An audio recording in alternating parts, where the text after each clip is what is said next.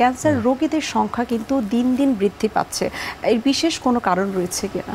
বিশ্ব স্বাস্থ্য সংস্থা মানে ডব্লিউএইচও ডিজি প্রায় 2020 সালে বলেছিলেন, মার্গারেট চেন, পৃথিবীতে এমন একটা সময় আসবে যখন প্রতিটা পরিবারের মধ্যে কেউ না কেউ ক্যান্সারে ভুগছে। তখন এটা আসলে বিশ্বাস হয়নি, কিন্তু এখন মনে হচ্ছে এটাই বাস্তবতা।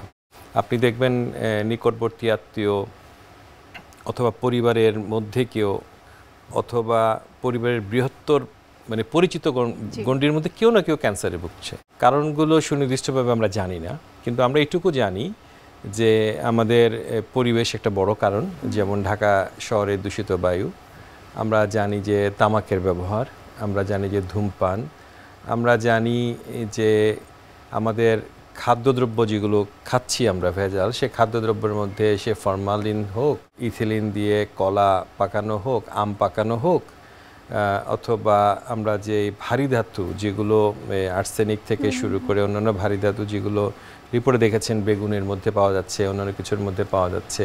আমাদের জিলাপি তৈরি করা হয়, পুরনো ব্রেক অয়েল দিয়ে জিলাপির ইয়েগুলো তৈরি করা হয়।